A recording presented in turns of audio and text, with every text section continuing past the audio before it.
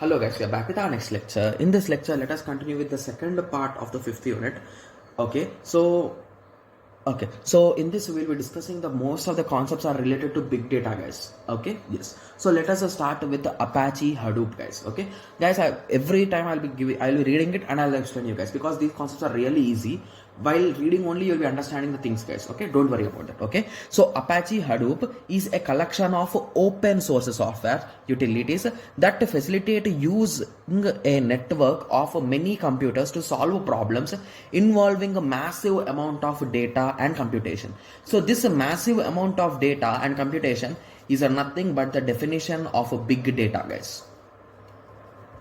Okay, yes. So with a large amount of database, to get some information or get some data, we will be having a big data, guys, right? So if you are converting this data into the knowledge or the information, that concept is nothing but data mining, guys.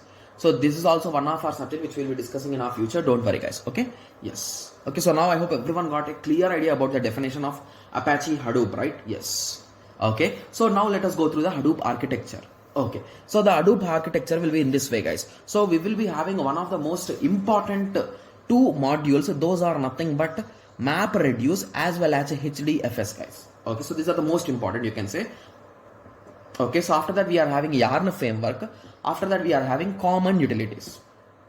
Okay, let us start. So basically MapReduce is nothing but the main goal of MapReduce is to execute a process in a distributed fashion or parallelly. So basically the main goal of MapReduce is nothing but, so I'll be giving you an example, guys. So assume that a data of 5 GB came, guys, and you are having a 5 different systems. So you'll be breaking this 5 GB into 1 GB, 1 GB, 1 GB, 1 GB, 1 GB. In total it is 5 GB, and you will be assigning each for a particular system so that they function properly in a very less time when compared with the maximums. So let me give you a real-time example, guys. Okay, so assume that you are having a system with a 1 GB of a graphic, 1 GB of your RAM. Okay, so it can process 1 GB at a time, right? Okay, so and you are having a data of total 5 GB which you need to process, and each process takes 1 hour of time, guys. So indirectly here you will be taking 5 hours, right? Yes.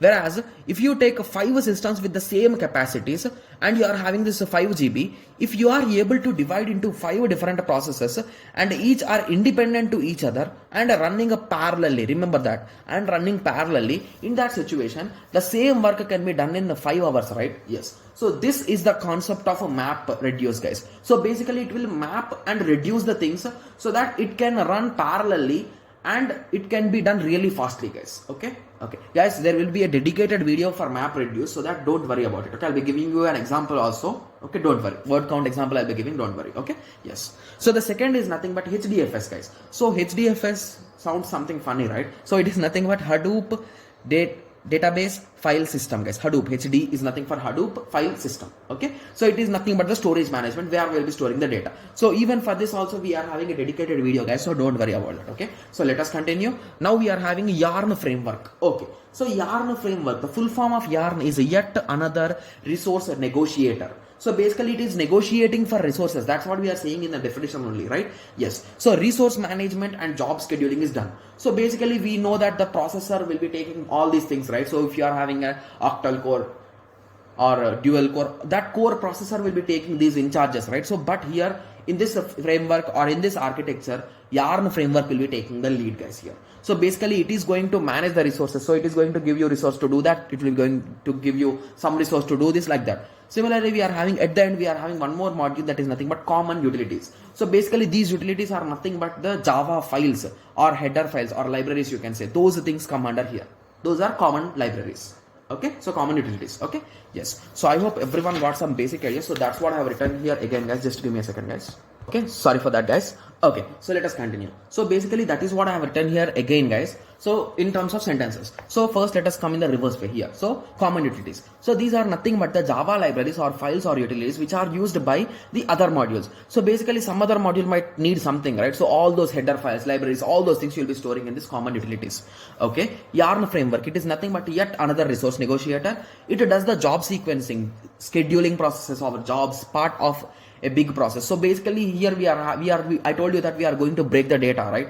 Hence, there should be some priority between those data also. Even they are running parallelly, this should give some more preference. If you break a 10,000 GB data and you are having only 5 different systems which carry 1 GB at a time. So basically, if you break this 10,000 into 1 GB, you get 10,000 different items, right? So how can you prioritize, like which to do first, which to do next, like that? Those things, everything will be managed by this yarn framework, guys. Okay, so if it is given for a 5 marks, you can just give this example, guys, so that will be clear for you. And if possible, if I find any more theory about this yarn framework, I'll be sharing it with you. Okay, yes.